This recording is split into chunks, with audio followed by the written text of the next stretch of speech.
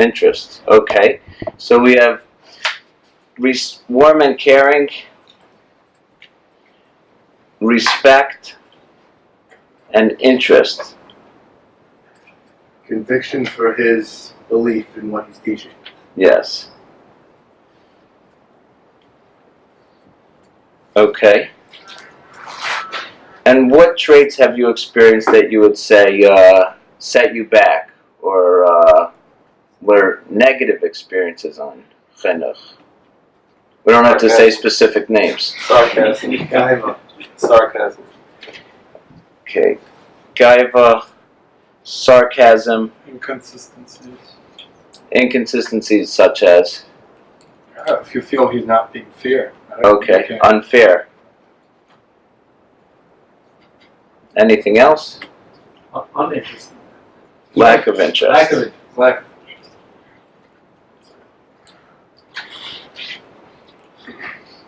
Another positive attribute was a few patch.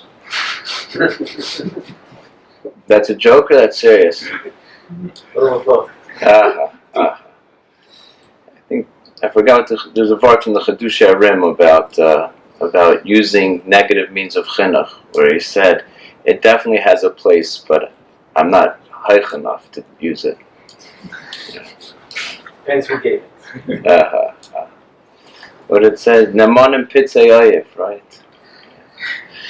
Okay, so very good, very good. So we have a picture of one Rebbe, a Rebbe who's warm and caring, respectful, interested. He has convictions in his belief. And then we have a picture of a second Rebbe who's a Baal Gaiva. There's a wonderful Chaznish where he said that if a person has Gaiva, so even if he gives over the right message, Gedei l'shimusha yoser milimudai. So he said, as he's giving over the right message, he's creating a Baal Gaiva just like himself. Yeah. So sarcasm, unfair, lack of interest. Okay, so we have these two pictures of the Rabbeim. One Rebbe we would imagine would have a very positive impact on the child, definitely not a negative impact. And the other Rebbe we'd imagine would have a very negative impact on the child, negative repercussions. Okay, so let's keep these two lists in mind, and let's see what we could where the way I built this fits in. Okay, so the Ramchal explains that if we want to understand the topic, there's a benefit in knowing klalim over knowing pratim. Because if you have a bunch of pratim, so you don't know where the pratim fit in. But if you have a klal, then all the pratim that you get after that, you know where to place those pratim. So let's try to understand some of the general principles of what makes an excellent machanach. The first principle that I have is a sophisticated appreciation of the human condition. If we come to someone and we describe him a behavior of a child who's angry in class, so one reaction could be that this behavior is not tolerable. We have to intervene. We can't allow. I'm sorry if the people in the back can't see me. We can't allow this person to disrupt the class. Therefore, we have to let him know that angry behavior is not accepted. Is that a good answer? Why isn't it a good answer?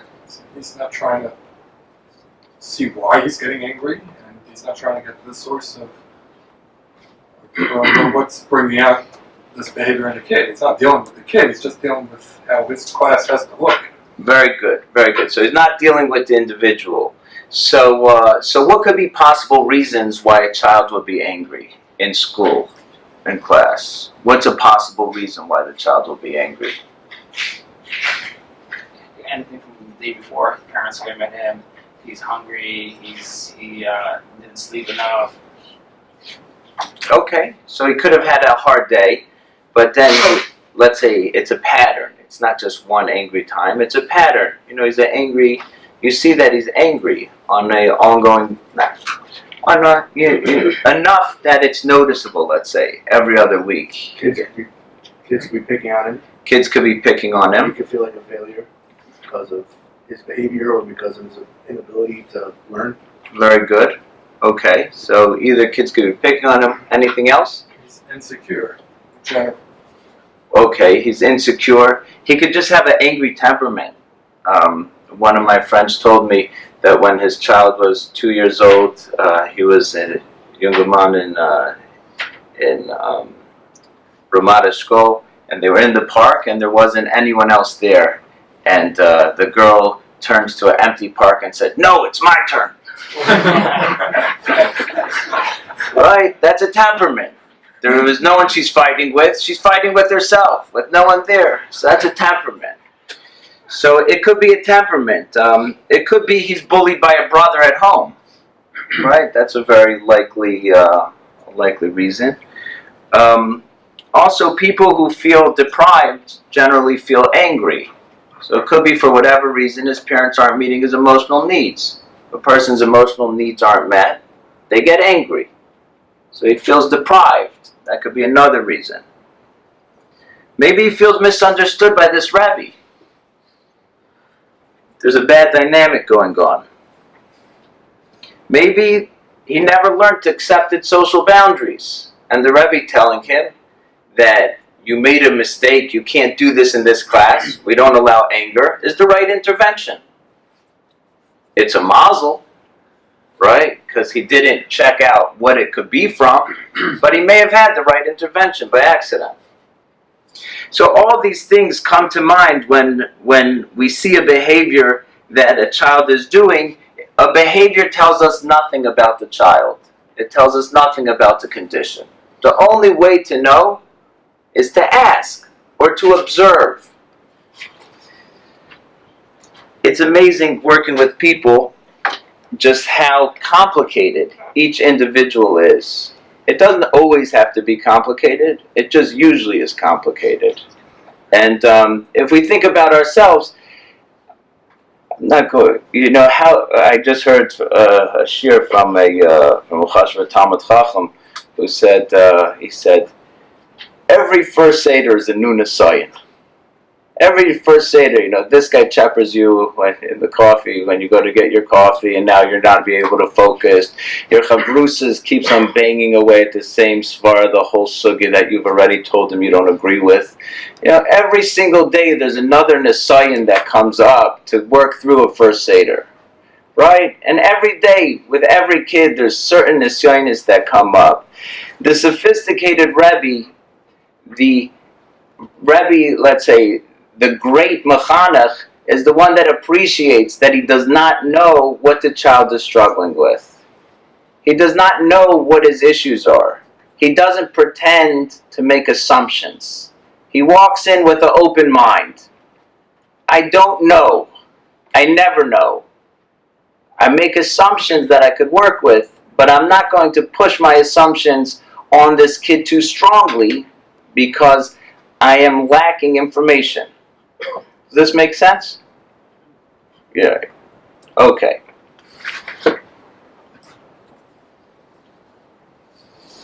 So great teachers, they know they're only working with a part of the story, and therefore they work humbly, with humility. I remember sometimes I would be miyayitz. When I was in the Mir, I learned B'chavrusa with Rev Yisrael Glustein for a few years, and from time to time would bring up issues that came up, and many times he would listen, and you would see him trying to understand it, and he didn't have anything to say, and he just listened, heard it over. All right, that was the end of it, and I felt so understood, even though he didn't understand me. And he would have told you he didn't understand me. But I felt understood that he appreciated the fact that what I was struggling with was difficult. When we have simple answers to complex questions, we invalidate the person. When we appreciate complexity, we validate the person. You're having trouble with this. I have no idea what's going on with you. That means that you're not crazy for having trouble with this, because I myself have no idea what's going on with you. Now, if you tell a guy who's missed First Seder on and off for 8 weeks, and the Rosh Yeshiva gives him an ultimatum, either come to First Seder or I'll kick you out of yeshiva, and he misses the next First Seder, we do not know what's going on with this kid. Right? Anyone that's half normal would come to the next First Seder. If he misses First Seder, there must be something going on here that's deep, because it just doesn't make any sense. So for him to come in and to say, what's the ultimate insult you could tell a bacher who's struggling? Atzlus. Right? A bacher misses Shachris. Why would a bacher miss Shachris? Atzlus. No? A secular psychologist that I know said he never heard the word lazy used as much as in the Orthodox community. He's like, what time did you get up? 7:30. What time did you finish your day? 11:30. I missed a 2-hour Seder in between. Atzlus. Anyways, so there's an appreciation over here that when you see the complexity, you're actually validating the student. When you have a simple answer to complex situation, that's an invalidation of the person's struggle. Another time I was learning with Rav Yisrael, and a bacher came over and he said, do you have a younger man for me to learn with? So he walked away from me while we were learning, and he went and he had these little spiral notepads. Doyle remembers those? Like he used to keep it in his pocket. So flipped out his spiral notepad, found the younger man for him, took him over to the other side of the base medrash, introduced him to the younger man. I still remember we were learning Bava Metzia Daf Gimel, and after he introduces him to the younger man, he then comes back and we continue learning. 10 minutes later, the bacher comes back and says it didn't work. So what would you say if the bacher came back 10 minutes later and said it didn't work? What would you tell him? Give it a chance. I mean, look, you're a 19-year-old, 20-year-old bacher giving you a 40-year-old younger man, chashav Talmud Chacham. Give him a shot. You're rejecting him immediately. I think he said it was an English guy and his accent got him nervous. If I remember correctly, that's what the bacher told him. So immediately Rav Yisrael Bluestein takes out his notebook, starts flipping through to find the next younger man. He didn't ask one question why it didn't work. It doesn't work for you. It doesn't work. You don't like his accent. I'm going to start telling you like his accent. What are you fighting for? The guy knows what he needs. He's telling you, this is not what I need. So we have to be smarter. We have to listen. We have to listen. We have to appreciate that things come from deep places, and we can't always rationally con the person out of his experience. I mean, how many times have you walked out of a conversation with someone and felt like he just did, he put you in an emotional straitjacket, right? He outsmarted you with 14 svaras why what you're feeling isn't true, and then you walk away not only feeling misunderstood, but also feeling like, am I terrible for having such a feeling? Right? Completely invalidating the entire person.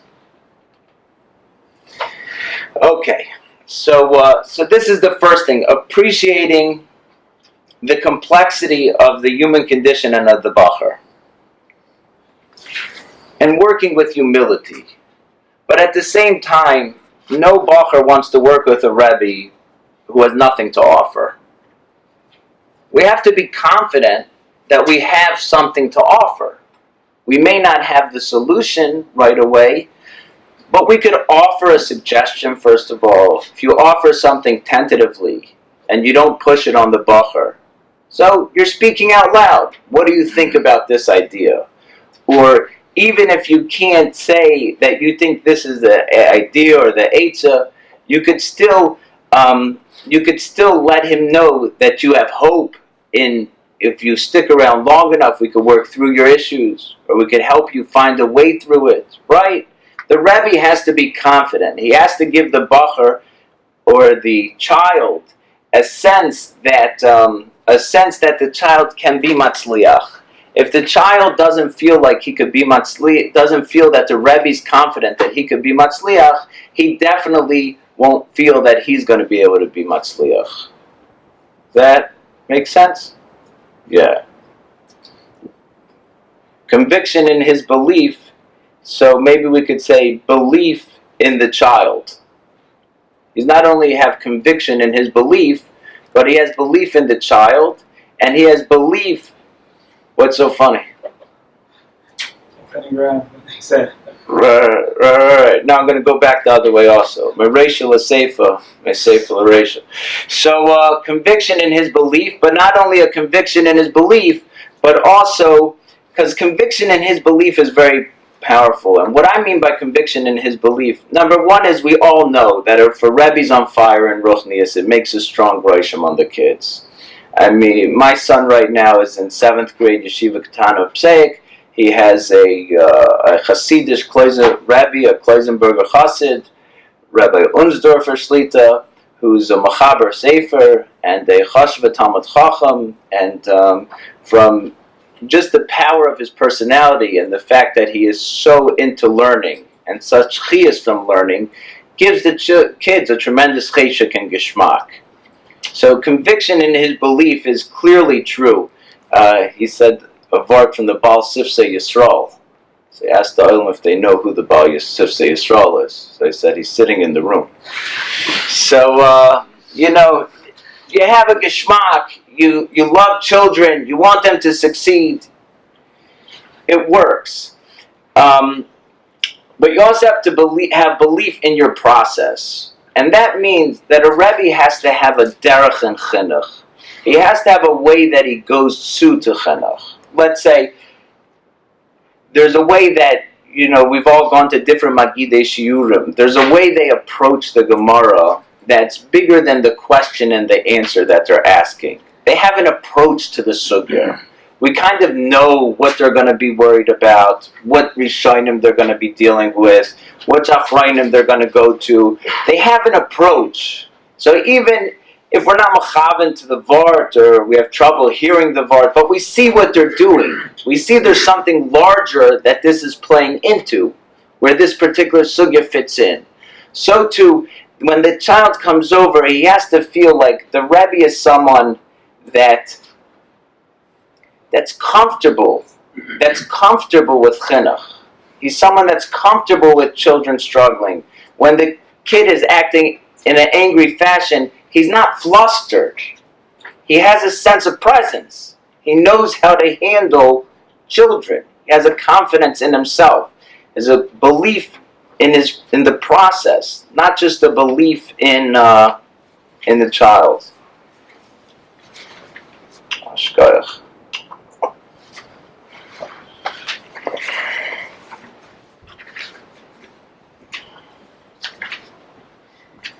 It's interesting that there's a person that went over to Rabbi Yashiv, and he was in his early 20s, and he asked Rabbi Yashiv if he should stay in learning.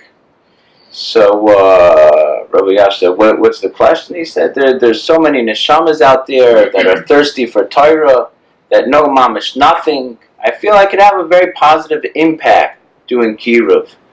So Rabbi Yashiv said, he said, what does Hashem want from me? That's what the person asked. Rabbi Yashiv said, Hashem wants you to continue to learn. So the person was struggling in learning at that point. So he made an expression on his face that showed a certain uncomfortableness with the answer. So Rabbi Yashiv said, what's the matter? So he said, well, I have a very hard time learning for a Seder. I have a very hard time learning Bichlal right now. It's not going well. So I said, then why are you asking questions? So he He said, what do you mean, why am I asking questions? I'm asking questions because I don't want to make a big decision. So he said, I'll read you exactly what the person said, his lashon.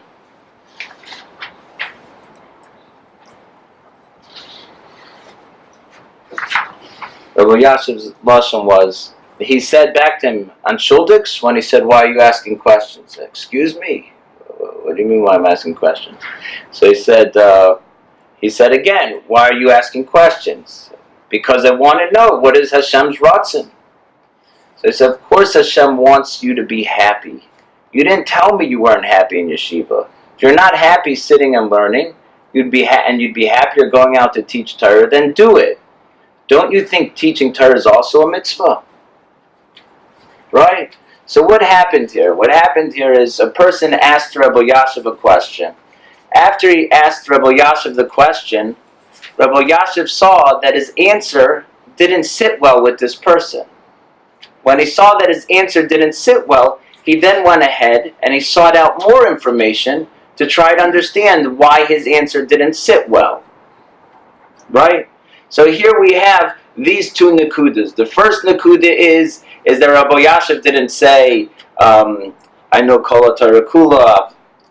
I could quote Shalos and Tshuva, thousands of Shalos and Tshuvas, and Rabbi Yashiv was encyclopedic in his knowledge. He didn't say that. He said if the person has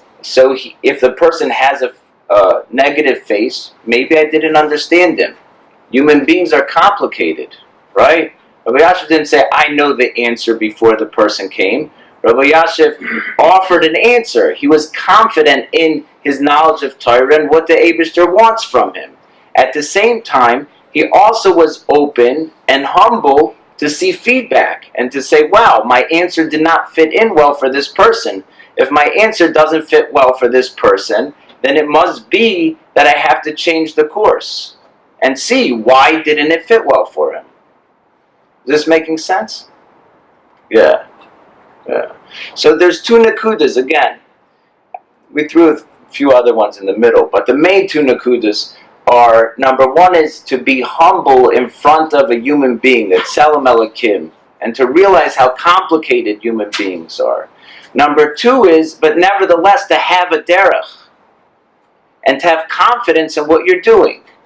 So then the question is, how are you able to negotiate these two principles? If you are going to have humility in front of the complexity of the human condition, but at the same time you have to have confidence in moving forward to give the children confidence. So how do you negotiate these two principles? Good kasha? Yeah. So the answer is, I learned from Shmuel Berenbaum. So anyone here learned in the mirror? Okay. So right after Shiva said Avad, he would check in. No? There we go. So anyways, so then once we have these two principles, so the answer, how we are going to answer this is being open to revision, being open to change, putting something out there, and then saying, how does the makabel accept what I offered? If the makabel is makabel it, so then we move with it. If the makabel is not makabel it, so then we check in. Why aren't you makabel it? What didn't work? Why can't you accept my piece of advice? We get more information, then we move with that piece of information to help him. Does this make sense? Yeah. Reb Simcha Wasserman asked a wonderful question. He said, we know it says, if you hit your child when he's past a certain age, you're over lifnei evil or sitin michshol. Yet we find at the same time that Chazal say, that if you don't hit your child when it's appropriate, so then you hate your child. So on the one hand, if you hit your child and he's not able to be makabelit, then you're over lifnei iver. If you don't hit your child, I'm not, hitting punishment, however you're, if you don't hit your child, so then you're over on, then you hate your kid. So how does a parent supposed to be able to navigate this difficult assessment of choosing between hating your child or being over lifnei iver? What does the Olam think?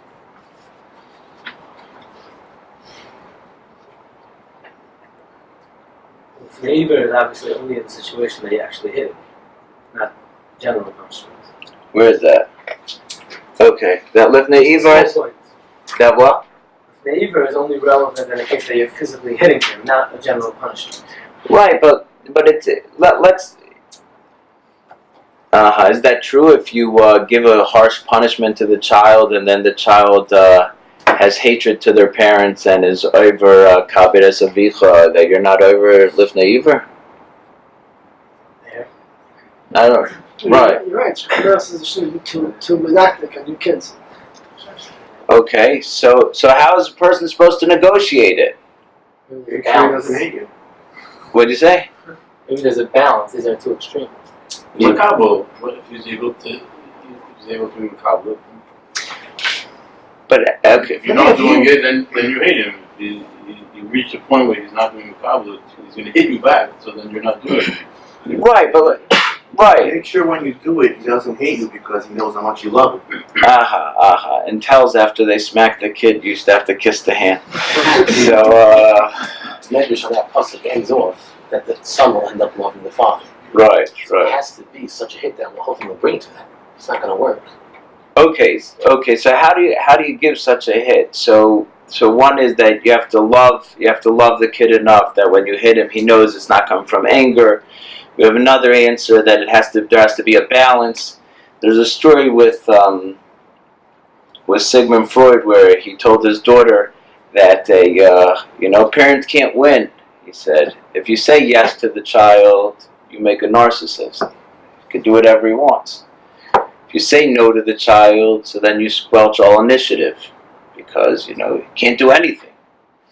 He said, so a parent can't win. So she asked him, why does it have to be so extreme? Why does it have to be so extreme? Why can't it be some yes, some no? Why does it have to be either a narcissist or squelching all initiative? So he said, because that's how the child takes it. Interesting to hear. So that goes against the balanced approach. But and Reb Simcha's answer is that Hashem gives a parent intuition. A parent has intuition. He can know when you push a little too much, when it has a negative impact, when the child needs a little push. So one answer is intuition, and the second answer is feedback. What does the child react? We have to watch every time we do an intervention in chinuch, which is a lot because we interact with the class in certain ways, we speak with the child in a certain way. We have to watch how the child responds to our interventions. The best source of knowledge is watching the child respond. That's our best source of knowledge. To a certain extent, you're going to be over. It's a true idea. What the fact is that if you're over on the stage, or you're over, I'm saying, if you're going to create the response, so then, okay, I can learn from my mistake and then move forward. But it's always that balance. Yeah, Ein Tzaddik Asher Yasa Tov V'lo Yechta. So, if you want to do good, you have to be ready to. I'm sorry, 1 second. If you want to do good, you have to be ready to put yourself out there. Perhaps, I don't know. It was Rabbi Kono.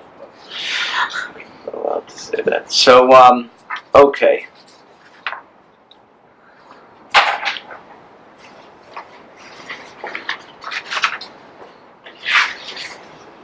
Any questions on what we've said so far?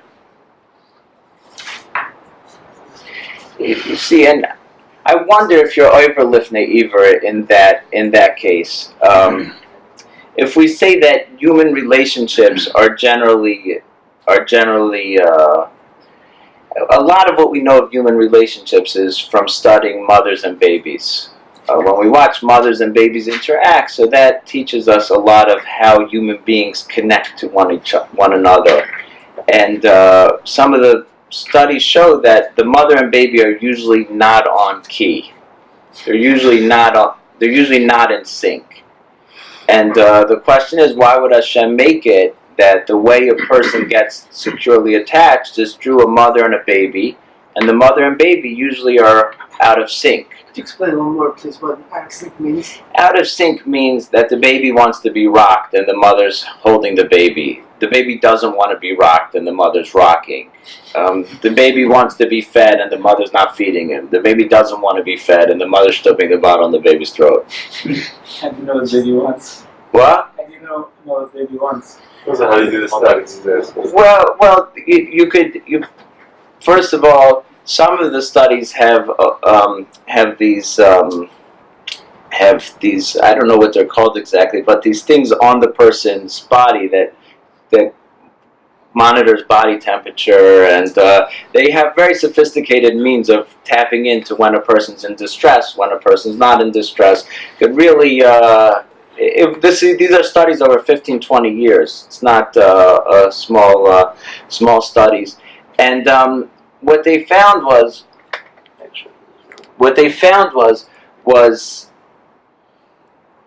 that the mothers who have healthy relationships with their children, or with this baby, is through the connecting, misconnecting, repairing, and then going through that cycle again. So there's connection, they're unattuned, and then there's alignment. And then again, connection, misattunement, alignment. And the mother could be off she could only be correct 25 to 40% of the time. But even being correct 25 to 40% of the time is enough to make a healthy child, as long as the mother's open to realigning and to reconnecting. And we have to understand the beauty of this study is it explains a very complicated interpersonal problem. And that is, how do people learn how to regulate themselves? People have to both use other relationships to regulate, and they also have to regulate themselves without other people. So with the mothers, when she's not attuned to the child, so that gives the child a chance to regulate themselves and to hold their own until the mother's back attuned to them. So through being in sync, out of sync, back in sync, this helps the child be able to self-regulate themselves. Does this make sense? Right. So the process of moving forward and taking revision is a much larger process than just having a healthy intervention. It's actually helping the child be able to cope in life. And if we're going to talk about the other way, is when the Rebbe doubles down. So he's not in tune with the child, and instead of moving with the child's feedback, the Rebbe then doubles down and says, let's say in the Rabbi Yashiv case, he would say, no, you have to learn. You have to push through it. Right? Can you imagine such a Eitzah? No, I can imagine. Imagine it's painful. What? You could imagine it's just painful. It's painful, right. So that would be the other way. The other way would be an Eitzah to push through it, to have the person go against their basic nature. And instead of this cycle of connection, disconnection, realignment, there would be connection, disconnection, disconnection, which then leads to a terrible place where the person can't even recognize their basic emotions anymore. What's the balance if, let's say, a kid does need just use a little bit more effort to accomplish what he needs to do? Right, so there's nothing wrong with encouragement, as long as you're open to see that if the kid's avoiding you by recess, then he doesn't appreciate it. So take a new path. Meaning, we want to motivate the children. We want them to learn. But at the same time, there's certain Rabbeim that the kids like, and there's certain Rabbeim that the kids don't like. There's certain Rabbeim where kids do better, and there's certain Rabbeim where we watch a child deteriorate. Now, if a child deteriorates in a year, it can't be healthy. And you can't, it's too easy to blame the child. It's too easy to blame the child. When you see a child struggling, you have to ask yourself, what am I doing in this process that is making this child struggle?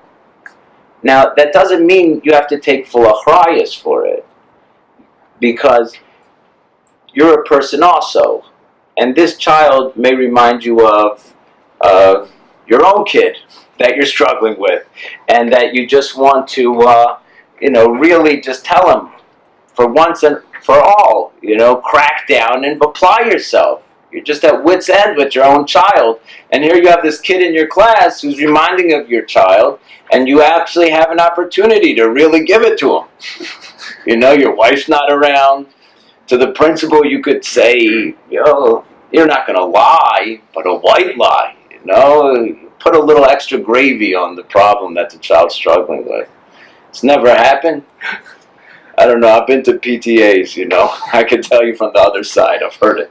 So what do you do over here when you're triggered? When you're no longer able to see what's in the best interest of the child?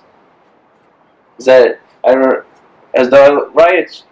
I'll tell you, as a therapist, it's something that I see a lot when you're dealing with people who have been generally beaten up a lot in life and have very negative expectations for relationships, and they come to see you, so they generally try to get you to hate them for some reason. Right? You ever met the guy in Seoul? No one ever met a person who wanted them to hate them? Think of your neighbors. Anyway, so I saw a great part that the Chavetz Chaim, it's in Dugmas Mechaya Avi, that the Chavetz Chaim was careful never to have any neighbors. He lived in an area where there was no neighbors. He said, Machlokes is too matzui over there. But anyways, there are people that want and expect you to hate them and create situations where you have to hate them. I think Because of just self-perception. correct. That they're so used to being hated that if you like them, it would really throw them off. I told my son once in Shabbos table, I said, I'm not going to give you the honor of kicking you off the table. Right? And he laughed, and Baruch Hashem, it was, the makkah ended. But there are certain children that want to be punished, and that want you to get into a negative relationship with them. And therefore, if you're in a negative relationship, it's not a chasarn in you, because that's what they are providing you. They're pulling you into this. No, anyone? So how do you deal with such a situation where the child is pulling you into this negative interaction?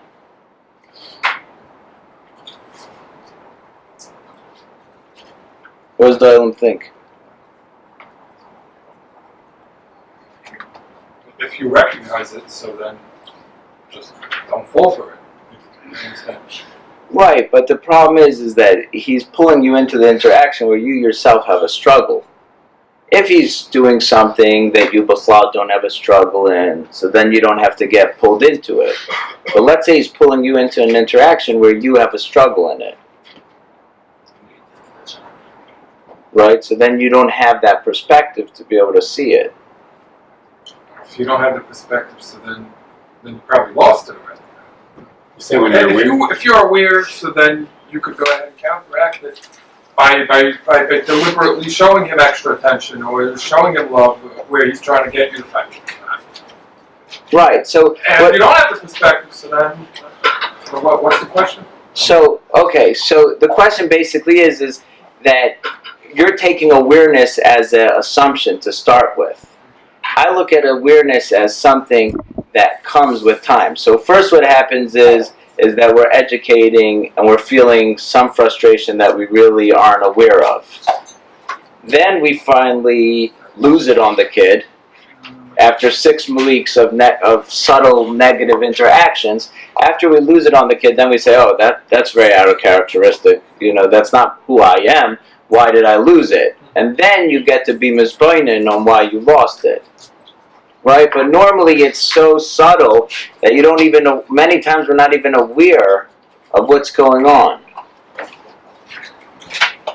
So what I'm saying is that, So where's your question? Is your question how do you get the where? What's your question? At which stage? thank you so much. Which stage is the question? When you already got to the recognition or during the process? Well, I guess my question is more, we're talking about accepting feedback from the child, right? That's how we got into this. And accepting feedback got us into creating revisions in our way of working. Chanoich lenar al pi darkoi, right? Mamish Aleph Beis Chanoich lenar al pi darkoi means that when you interact with the child, you see how the child accepts your chinuch. That's the pashtus of chanoich lenar al pi darkoi. How do you know what his derech is? The Gra says if he has a mazel of blood, so then he's shoichet, a moil, or what's the third option? Marcus down. Makas dam, yeah, rishus. So, since we don't have anyone that's going to tell us whether he was born in the mazel of madim, so how are we supposed to know what his teva is? Right? A guy told me, he said his son is a sheichet, a moil, and a makas dam. What's his honor? So anyway, so upon him, how are we to know what this child's derech is? Right? Is it a decent question? I'm asking. Yeah, but I just lost it. Judge character. I mean, observe the kid's character and see what his personality is. No? Yeah, You have to start in the dark. the problem is we've been doing Sphira, so there's Chesed Shebemalchus, there's Malchus Shebemalchus. Each person has so many midas and so many mizugim and mizugim upon mizugim. By the time we finish the 49 with the 49, and it gets complicated. No? You think even if you act like a psychologist to a child, you think you have to still have trial there to figure it out. Is that your point? Yeah, I mean, we all know that psychologists' children are the craziest. You're speaking to one right now. So there's a reason why. Because a molder used to think that they understood chinuch. So if you come in with a strong chinuch approach, you're going to kill your kid.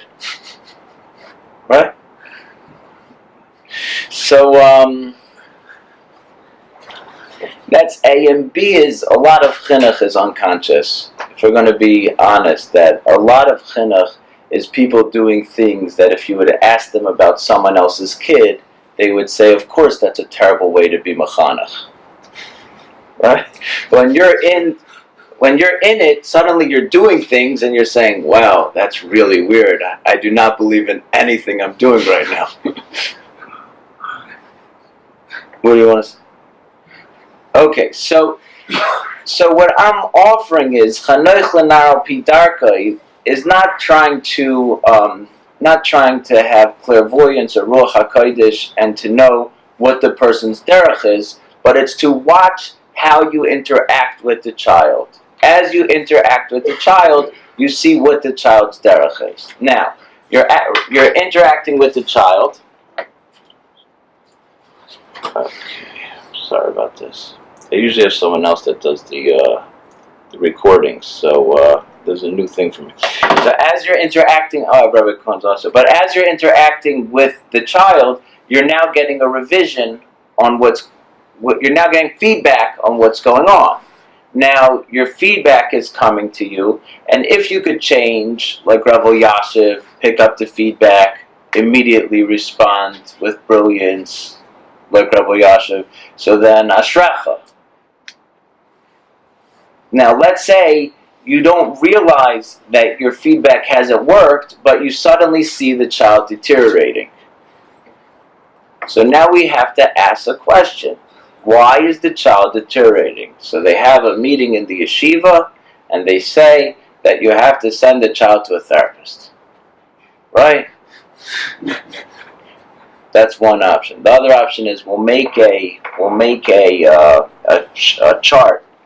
And if he does good, we'll give him a 5. If he does poorly, we'll give him a 1. And the child gets to see the chart every day, right? And he comes home, he says, I got a 1 today. So then the parent says, he got a 1, right? On a scale of 1 to 10. how sophisticated would you say that mode of education is? Anyways, I'm not into charts or Baisai. It has a place. It has a place. I want you to know that one thing I've learned from working with people is not being mezalzel on any method of chinuch. There's no method in chinuch that doesn't work for some children. There's no method in chinuch that a person should be mezalzel on, because the charts also help many kids. I've seen Rabbeim who seemed cold and dry be able to touch kids and motivate them somehow, and I've seen Rabbeim who are warm, who ended up turning off kids. It's amazing. You really never know the site of chinuch. It's a mystery. So, anyways, we see the child is now deteriorating. As the child's deteriorating, we have to ask ourselves a question. Why is this child deteriorating? What is it about the relationship between me and this child that is causing things to go south? Now, it may have nothing to do with you and the child, but our achrayus as Rabbeim and educators is to ask, is there something about my interaction that could change, that could make things better? Does that sound right? Yeah. Any questions or thoughts? When a child is responding very negatively, and that's his disposition, it's very difficult to break through to such a child with all the positivity. He still perceives himself as being whichever unsuccessful thing he is. And I'm talking about, let's say, I'm doing a particular incident, but really it's a general concept that it's very hard to convince them that they're actually good in whichever area it is. No, our job as educators is not to convince anyone anything. We could give to 100 smiley faces with 400 matsuyans. If it's very deeply felt, it's deeply felt. Our job is to appreciate the child's struggle and to try to respond in a way that makes the most sense. A therapist who thinks he's going to heal his patients is a therapist that's going to walk home very sad every day, because people hate changing. No? Again, appreciate child's struggle and both ends of your stuff. You appreciate the child's struggle and you say, right now, what is the way to respond to where he's at presently? The job is not to make him a happy kid. The job's not to make him into this top kid in this year.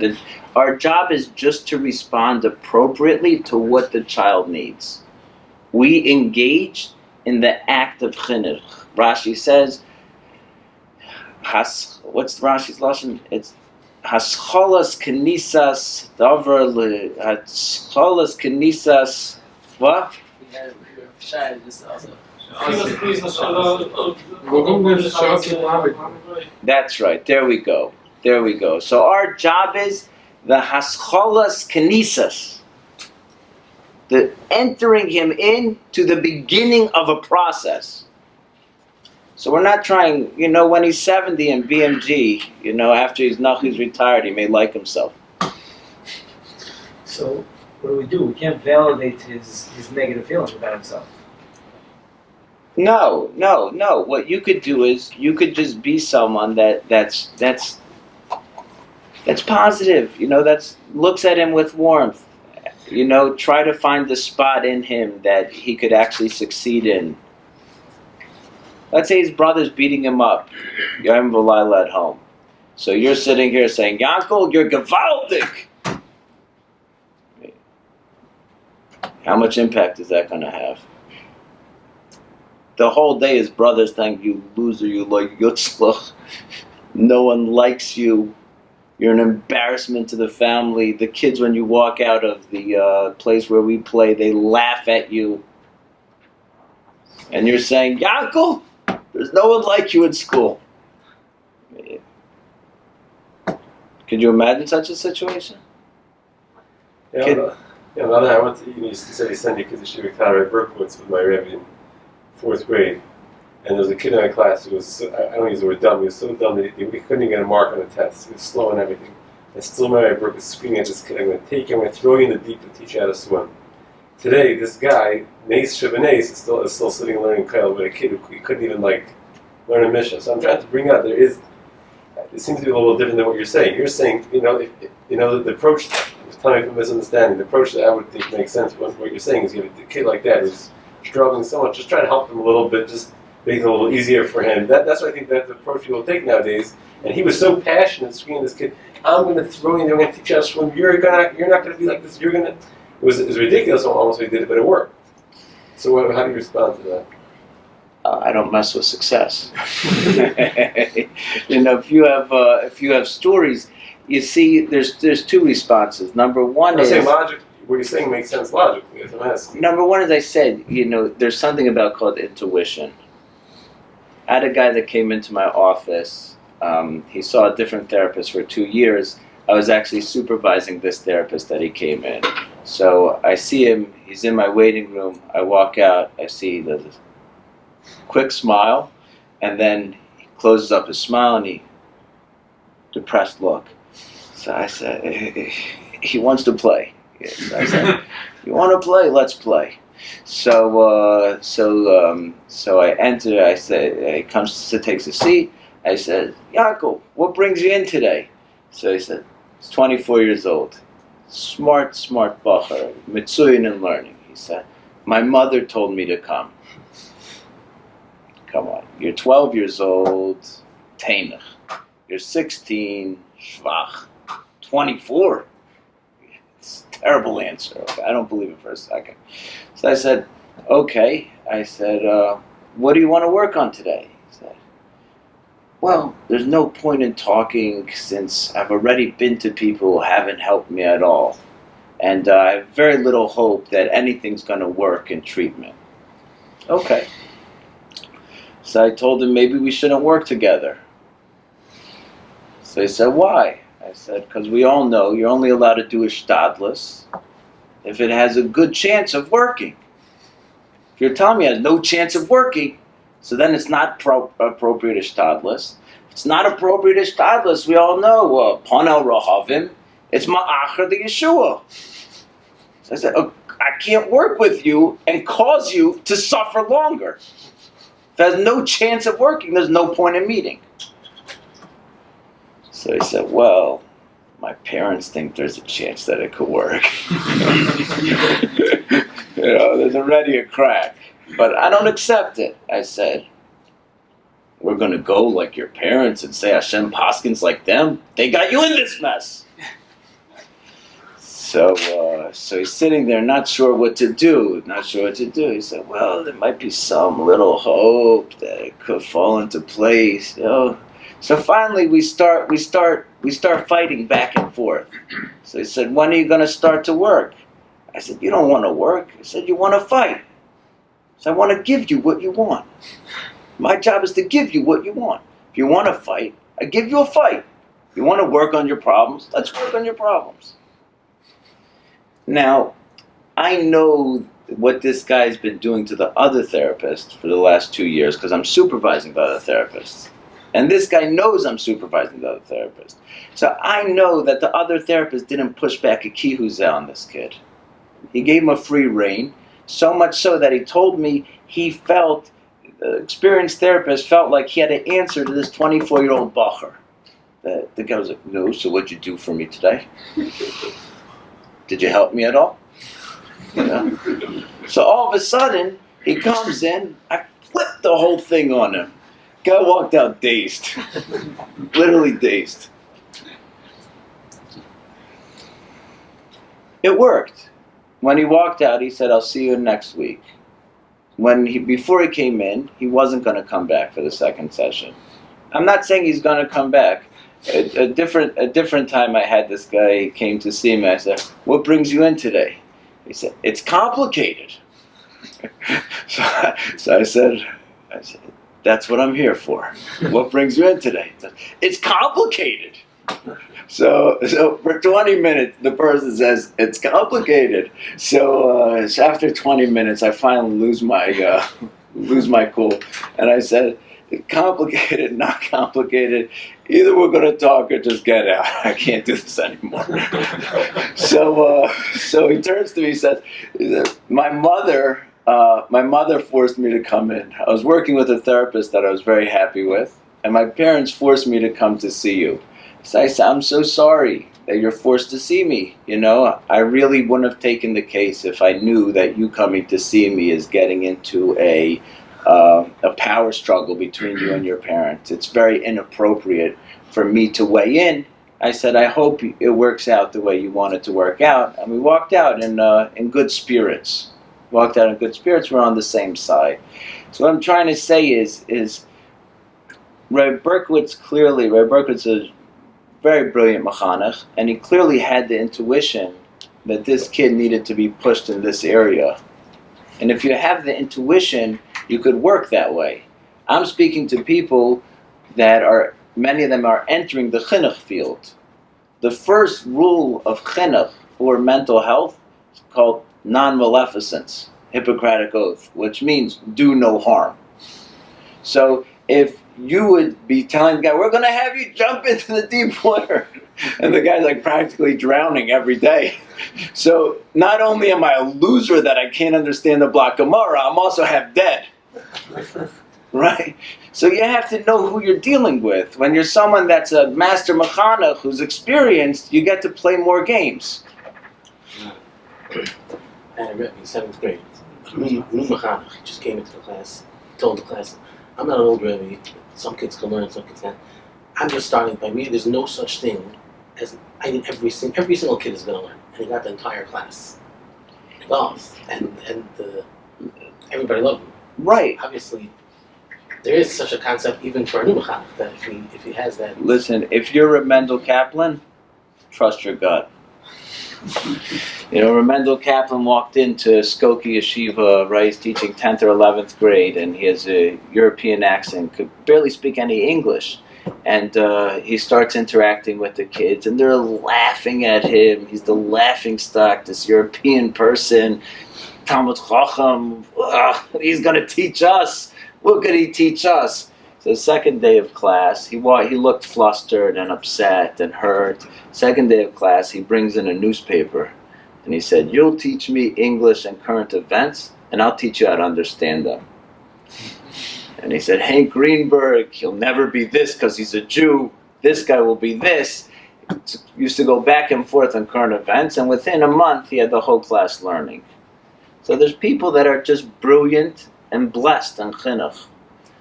Most of us don't have that such an easy time just breaking through people's barriers and getting in touch.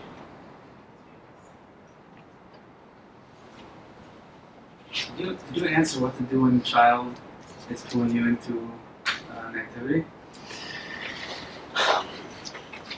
What to do when the child is pulling you in. So you see that your relationship with the child is deteriorating and that you're getting angry at him more often than you are at other children, which already, even noticing that, is a success. Most of the time that we express bad midas, we're not in touch with it. Right?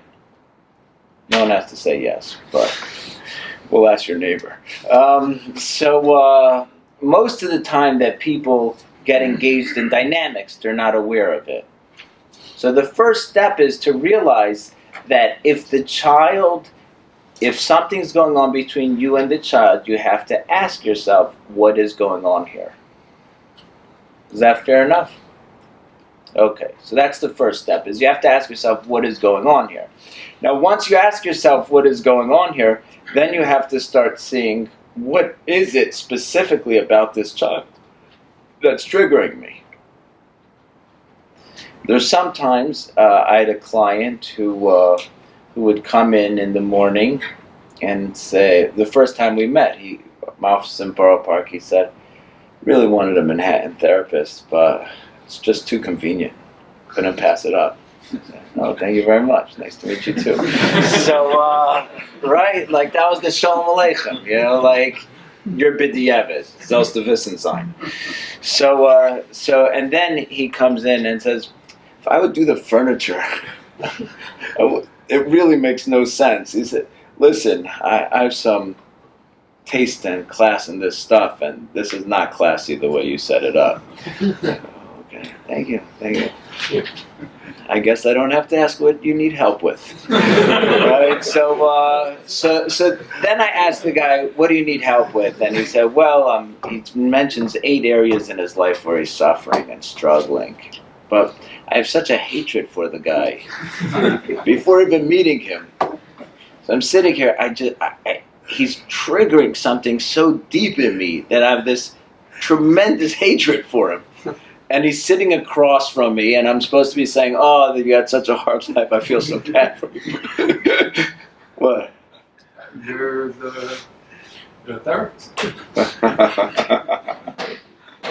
That was the best line I heard all night. So anyway, you hear the answer? The worst thing a teacher could do is to say that I am perfect, that I don't have reactions, I'm past kas, I'm past kina, I'm past every midah raw that a person could have. Every single person has them, right? I mean, this is what Rebbe Yisrael taught us. So I'm sitting there with this deep hatred towards this person that I'm supposed to be helping, and I'm really, meeting him 4 to 6 weeks, and I'm praying every morning, every Monday when he comes, please Hashem, help him have like a cold. He doesn't have to be sick, just a cold. Like something, let his kid have another upshare, I'm not wishing any harm on him, but just please don't come in. I can't handle it, right? And all of a sudden I start to realize that he's triggering something in me that it's not just him. It's something about me that he's triggering, because I have many difficult clients who don't trigger anything in me. So if he's triggering me, what is it about what he's doing to me that I have to change? Right? So then already, once I'm able to say like, wow, I've been so mean to him for the last 4 to 6 weeks, even though he's someone that causes people to be mean to him. But now it could be makabel achrayus. Once I'm makabel achrayus, now I can start thinking about what's the nakuda. I can have more flexibility there. But the first step is I have to realize that I'm frustrated, that he's triggering something inside me. I have to take achrayus for my anger. The first thing we do when someone triggers us is we blame the other person. No? Okay. Any other questions or thoughts? Is there some reason also, it sounds like you're saying that we shouldn't be delving into what the kid, what the reason for his struggle is. We should be more focusing on ourselves and what we can do either to better it or why we're getting triggered. Shouldn't there be also a focus on what's the reason why the kid is doing that? Why is he, or should we just be leaving it as we can't understand the complexity of the human condition? No, I think both. I think if there's something that you could ask the child, is there something bothering you, and he gives you information, work with the information. If the child doesn't give you the information, you're still not stuck. So let's say he is triggering you, and you get to a point where you figure it out and you don't get triggered. But his behavior toward you is still in a sucking in you in a negativity way. How are you going to override it?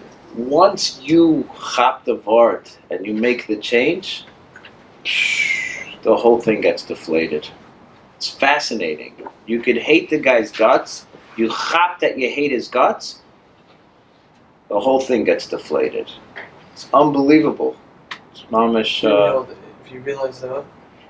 Once you're able to chop that you have aggression towards this person, and you're able to then act to him compassionately, so then I've just noticed this time and time again, his anger just dissipates. His behavior changes. And it is such a positive interaction for the child that someone is not willing to engage in my craziness.